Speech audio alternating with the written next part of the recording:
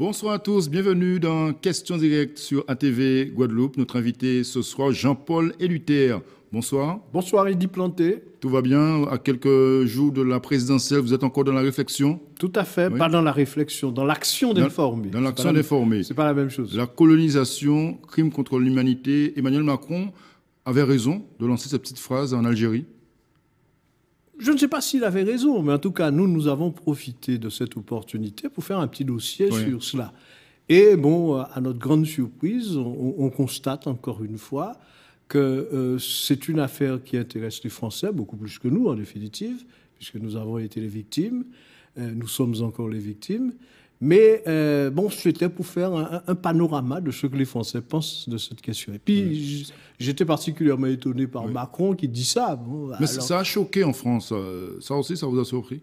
Ça a choqué la classe politique, ça... Non, au contraire. Oui. D'ailleurs, quand on a fait précisément le petit dossier donc, de la Nation, on a constaté qu'il y avait plus de gens qui étaient choqués par des gens que de gens qui ne l'étaient pas. Oui. Et ça, on a profité pour dire, mais attention, la colonisation, c'est quoi? C'est le rapt d'un territoire contre les gens. Ouais. Et bon, bien entendu, on y a apporté quelques infrastructures, mais bon, si on fait ça, c'est pas pour le plaisir de le faire, c'était pour augmenter la richesse nationale française. Donc c'est tout à fait normal. Est-ce que Emmanuel Macron aurait pu faire cette déclaration aux Antilles, en Guadeloupe par exemple? Ben oui, il était là il n'y a pas très longtemps, il ne l'a pas fait. Il ne l'a pas fait, oui. Bon. Alors, c'est vrai qu'il y a quand même une inconnue. On se dit, mais est-ce qu'il a dit ça parce que c'était les Algériens? Oui. Et est-ce qu'il, dans sa colonisation, est-ce qu'il fait la distinction entre les Algériens et les autres? Bon, j'espère que non. Mais en tout cas, pour nous, c'est important. Il y a eu colonisation. Et s'il y a colonisation, il faut indemnisation et puis il faut sanction. Il est revenu, c'était quelque peu excusé en disant crime contre les humains, pas contre l'humanité. Oui, mais parce que les Français donnent l'impression de quelqu'un d'égocentrique qui n'ont pas envie de reconnaître ce qui est important. Si vous avez fait un crime ou quelque chose qui n'était pas bon, vous avez le courage de dire « je m'excuse de l'avoir fait », parce qu'il y a quand même des victimes. Bon, moi, ça paraît normal. Alors ça confirme en tout cas l'état de la France. La France, en fait, c'est un pays qui a été une grande nation, qui n'est certainement pas, qui ne l'est certainement plus, et qui refuse de regarder les réalités en face et puis de tirer des conclusions sur ce qu'ils ont fait. Bon, ils ne sont pas les seuls à avoir colonisé, quand même. Jamais une élection présidentielle n'aurait été aussi ouverte en France. C'est quoi? C'est une forme de défiance de la classe politique aujourd'hui? Je crois qu'il y a plusieurs explications. La première, c'est celle que vous venez d'avancer. Il y a une défiance. Oui. Aujourd'hui, tous les gens qui dirigent sont très mal vus de la part de ceux qui les choisissent. Ça, c'est le premier élément. Le deuxième élément, c'est que la classe politique en France est devenue une espèce de féodalité qui, au lieu de profiter de son statut pour faire pour les Français, défend ses intérêts. Regardez monsieur Fillon, mais il n'est pas le seul. Il utilise son mandat pour gagner de l'argent. Il n'en a pas besoin quand même. C'est le système. C'est le système qui n'est pas bon. Et nous aussi, nous sommes dedans, puisque nous en profitons aussi. Et alors, que reste-t-il de chez nous, de la classe politique chez nous, des grands dossiers de chez nous? Quand on regarde ce qui se passe, par exemple, à Marie-Galante, où la classe politique est divisée, la population même est divisée sur un projet de centrale bagasse biomasse. Vous dites quoi? Vous dites, elle a raison, Marie-Z Zoll, de tenir tête à l'État? Oui, dans la mesure où il faut tendre vers une certaine autonomie énergétique. Et si par ce biais-là, on peut le faire, je crois qu'il faut qu'on le fasse. Et il est toujours bon dans un monde dans lequel, et dans une classe politique dans laquelle il n'y a plus de conviction, que quelqu'un puisse dire avec conviction, moi j'y crois et je vais le faire. Donc il faut qu'elle sache aussi qu'elle est responsable de ce qu'elle va faire et que si ça ne marche pas demain, ça va être la catastrophe. Et vous, votre vision, à vous, Jean-Paul Éluther, sur ce dossier? Ma vision, c'est que je suis Marie-Galantais. Comme vous êtes dans l'action politique, vous êtes dans l'action de la réflexion. Donc, Marie-Galante, c'est un petit pays, une petite île, il est quand même catastrophique de constater que nous ne pouvons pas utiliser les ressources que nous avons pour pouvoir produire de l'énergie.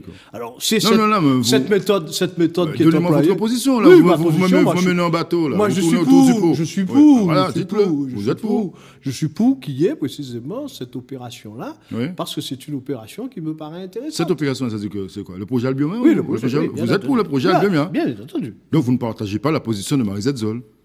Mais non, attendez. Oui. Je suis avec Mme Marie-Zette Zoll. Oui. D'accord. Hein? Je suis avec Mme Marie-Zette Zoll, c'est-à-dire que oui, il faut de l'autonomie énergétique et il faut trouver les meilleurs moyens possibles pour pouvoir y arriver au moindre coût et notamment au moindre coût en termes d'environnement. La présidentielle de 2017, elle peut changer la situation de la Guadeloupe aujourd'hui, de l'outre-mer de manière générale. Qu'attendez-vous justement du nouveau président, du futur président? Alors, nous allons transmettre d'ailleurs un courrier à tous les candidats pour leur dire ce que nous souhaitons. Parce que, bon, nous n'avons pas les moyens de faire l'élection présidentielle. Que souhaitez-vous? Mais une Guadeloupe qui soit plus forte, déjà au plan économique. Une Guadeloupe où il n'y a pas un taux de chômage aussi important. Une Guadeloupe qui a une large part de responsabilité pour pouvoir prendre des décisions. Alors, ça voudrait dire quoi? Revenir à un référendum, revoir le statut, avancer de manière... Le plan institutionnel, c'est quoi? On a déjà donné dans ce domaine. Oui. Il y a eu une action qui a été faite, qui n'a pas été positive, parce que la classe politique ne s'est pas montrée tout à fait solidaire dans ce domaine. Il faut revenir, se diriger soi-même. Mais est-ce que les élus, actuellement, les élus locaux sont prêts à entendre ce discours aujourd'hui? Mais qu'ils soient prêts ou qu'ils ne soient pas prêts, ça, c'est pas un problème. Moi, c'est ma conviction. Moi, je le dis haut et fort. Je vais encore plus loin. Est-ce que la population, est-ce que le peuple guadeloupéen est prêt? Mais le peuple guadeloupéen, il est contradictoire dans cette affaire. Il dit, oui, ça pacaille, il faut, etc. Mais quand on lui propose des choses, vite, il court se cacher. Bon, je crois que les Martiniquais l'ont fait, les Guyanais l'ont fait. Il faut qu'on regarde un peu leur expérience, qu'on en tire les conclusions et qu'on avance. Après, c'est tout. Vous irez voter pour la présidentielle? Bien entendu, j'irai voter. Oui, j'irai voter. Vous restez un homme de gauche? Alors, oui, je suis un homme de gauche. Mais des fois, on a du mal à vous cerner. Mais non, mais il faut qu'on s'entende sur la notion de gauche. Monsieur Luel est-il de gauche? Je pose la question. Mais non, il n'est pas de gauche. Puisque, à mon avis... Alors, dans les trois gauches, Emmanuel Macron, Benoît Hamon, Jean-Luc Mélenchon, lequel se rapproche plus de la gauche? J'avoue aujourd'hui qu'il y a un gros problème de la gauche en France. Il faut qu'on réfléchisse à nouveau. La gauche, au départ, ça a été une idéologie qui voulait lutter contre des inégalités, etc. Mais face à une telle situation, face à justement à cette situation où il y a plusieurs gauches, comme vous dites, y a-t-il un risque justement de Front National? Mais si, il y a un risque de Front National. D'ailleurs, tous les sondages le disent. Et moi, je suis de ceux qui disent qu'il faut être prudent. C'est-à-dire qu'il faut se préparer à ce que, éventuellement, Mme Le Pen gagne ses élections. Parce que si elle gagne ses élections... Mais vous, l'homme de gauche, qu'est-ce que vous craignez qu'il y ait au second tour Marine Le Pen contre François Fillon? Ça vous embêtera? Ça vous posera un problème? S'il y a au deuxième tour une opposition Marine Le Pen-Fillon, c'est fini. Marine Le Pen passe, à mon avis. Ça, c'est votre avis? Ça, c'est mon avis. Bon. Alors maintenant, est-ce qu'il faut du Macron, qui n'est pas un homme de gauche, Macron, c'est si on regarde la connotation politique, c'est un homme du centre. Jean-Luc Mélenchon, par exemple, 6e République, ça vous parle, ça? C'est intéressant, ce sont des idées intéressantes. Mais le seul problème pour moi avec Jean-Luc Mélenchon, il est venu ici et il a dit que les Guadeloupéens se dirigent, ça, c'est pas son problème. Merci Jean-Paul Éluther. On aura l'occasion de revenir sur cette présidentielle. Merci encore. Bonne soirée sur ATV Guadeloupe. On se retrouve demain. À bientôt.